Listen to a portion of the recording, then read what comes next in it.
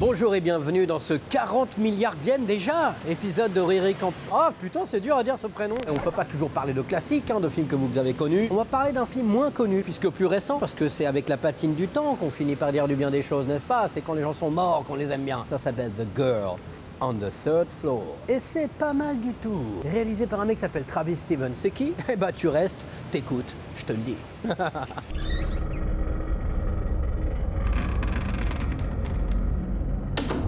This house has a history of bringing out the worst in people.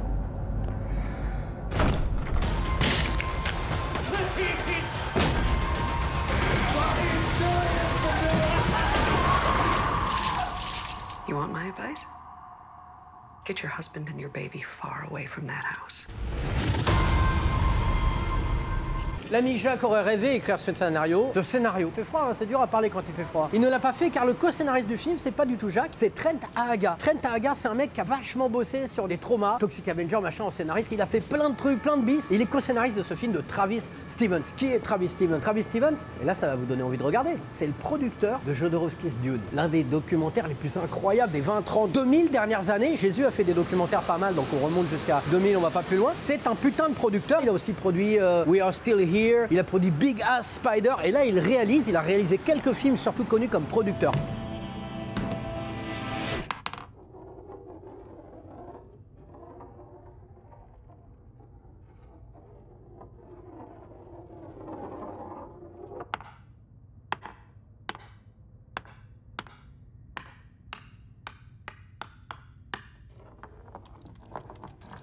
Alors ce film, ça raconte quoi? Ça raconte l'histoire d'un gars qui, avec sa femme, ont acheté une nouvelle maison. Et pendant tout le film, on va suivre, ou presque tout le film, vous allez voir, je vais vous en parler tout à l'heure. Tout le film, on va suivre ce mec qui est en train de rénover la nouvelle maison qu'ils ont achetée. Donc il refait les murs, etc. Pendant que sa femme, en visio, elle dit hey, comment ça va la cuisine? Et moi je veux faire des clafoutis, alors dépêche-toi. Et sa femme est enceinte et tout. Et donc le mec est tout seul, il est livré à lui-même avec son chien. Et il découvre que la maison est un peu chelou. Il y a des trous dans les murs, il y a des choses qui sortent des murs, il y a des petites billes qui roulent par terre. Qu'est-ce que c'est? Qu'est-ce qui se passe? Et on lui dit ah, mais tu sais, cette maison, c'est un ancien bordel, mais il y a très longtemps. Qu'est-ce qu'il y a? Il y a peut-être quelque chose dans la maison. Il y a peut-être un troisième étage. Il y a peut-être un third floor. Il y a peut-être une girl sur le third floor. Alors, faut savoir que les Américains, le third floor, c'est le 2 floor chez nous. Parce que premier étage, rez-de-chaussée, rez-de-chaussée chez nous, premier étage chez eux. Donc, il n'y a que 2 étages dans leur maison. Donc, c'est même pas vraiment des nantis. Ah, les pauvres R.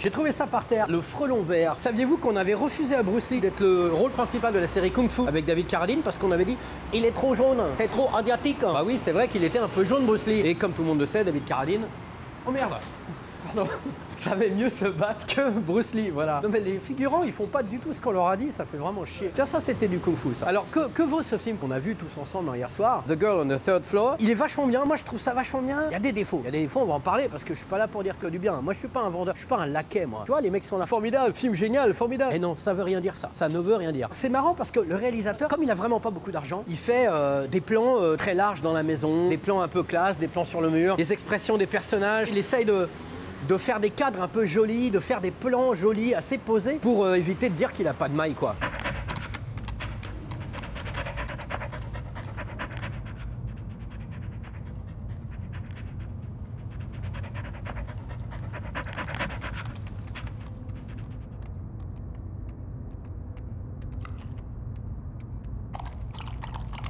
En termes de montage, quand il y a des chants contre chants, il y en a beaucoup. Il y a vachement de silence. C'est-à-dire qu'il va y avoir un plan sur un mec qui dit un truc, une seconde de silence, puis cut sur l'autre personne. C'est-à-dire que c'est absolument pas speed. C'est tranquille. Et sur le moment, tu dis, oh, le mec, il fait n'importe quoi avec son montage. Mais non, il fait pas n'importe quoi. C'est toi qui fais n'importe quoi avec ta tête. C'est parce que toi, t'as l'habitude de voir des trucs qui font ta ta ta ta ta ta ta. Et en fait, lui, il fait volontairement, tu le sens au bout d'un moment dans le film, que son truc, c'est de prendre le temps de créer une ambiance. C'est quand même assez classos dans le film. Ce qui est cool, c'est le décor, c'est l'acteur principal et c'est les effets spéciaux. Il arrive à bien s'en tirer avec vraiment 10 balles de budget. Et alors ce qui est marrant, c'est que l'acteur principal, chez l'acteur principal, il a choisi un gars qui s'appelle comment? Attendez, cut. Please tell me you guys are keeping this. Entire reason I bought the house. You have great taste. What's in here?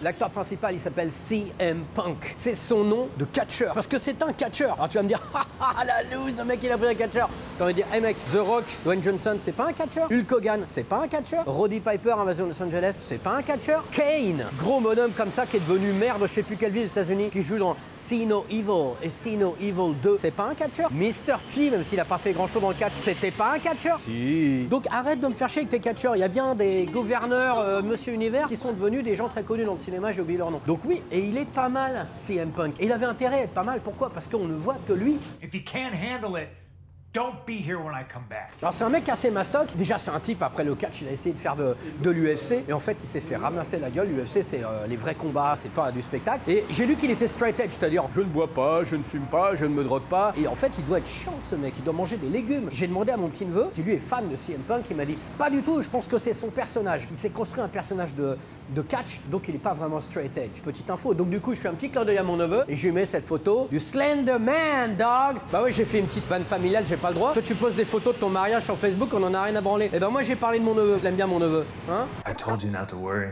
Hey, what was that? What? I just saw something behind you. What are you talking about?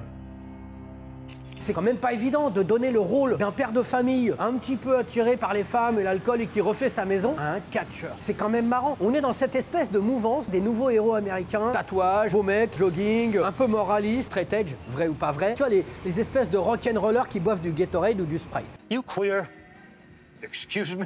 Mais il est pas mal ce type. Et même aux États-Unis, les critiques du film, il y a eu des moments où c'était un petit peu violent, mais tout le monde a loué la performance de CM Punk.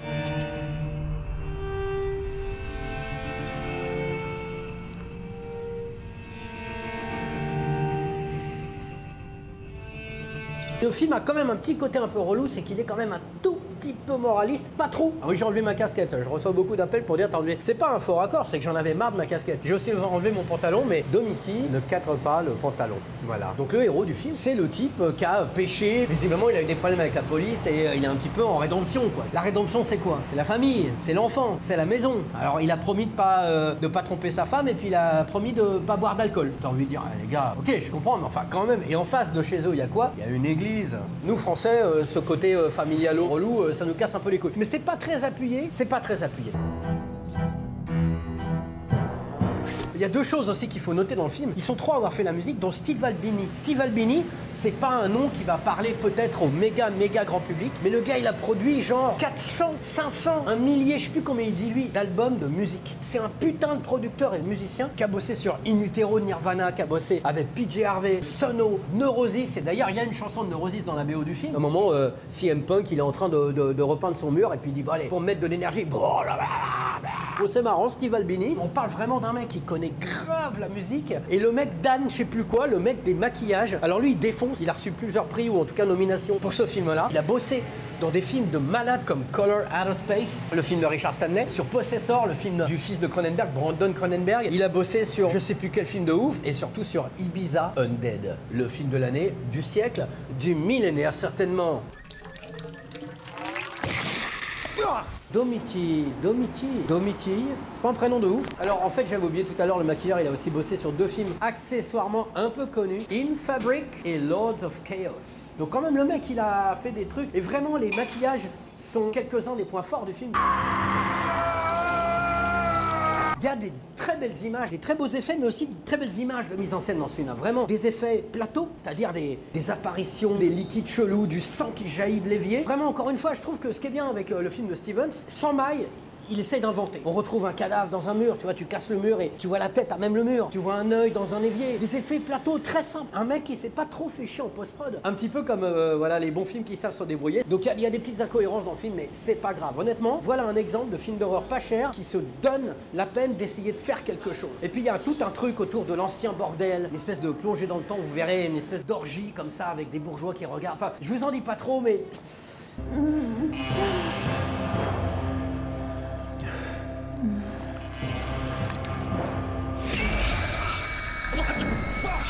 C'est l'occasion pour nous de faire un petit palmarès. On va lancer cette incroyable nouvelle rubrique hyper inventive. Hein. Je sais pas d'où j'ai sorti ça, le palmarès. Est-ce qu'il y a de la nudité dans le film? Oui. Nudité homme, un peu.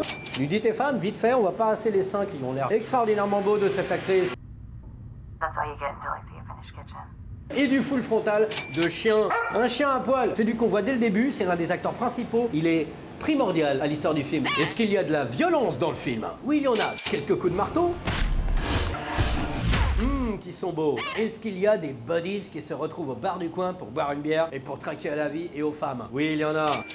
Pas de doute, on est dans un film américain, c'est formidable. On va terminer avec une petite question. Bon bah là, vous avez compris que les Américains, ils font appel à des catcheurs. Pour jouer dans des films, bah nous, on peut faire appel à Mbappé. Qu'est-ce qu'il ferait Mbappé? Si tu mets Mbappé dans un film d'horreur, il fait quoi Mbappé? Eh ben, invente-moi le film d'horreur avec Mbappé. Et je m'en vais me cacher dans ma cabine de projection de voyeur. C'est ta mère qui est à poil là-bas. C'est ta fille aussi.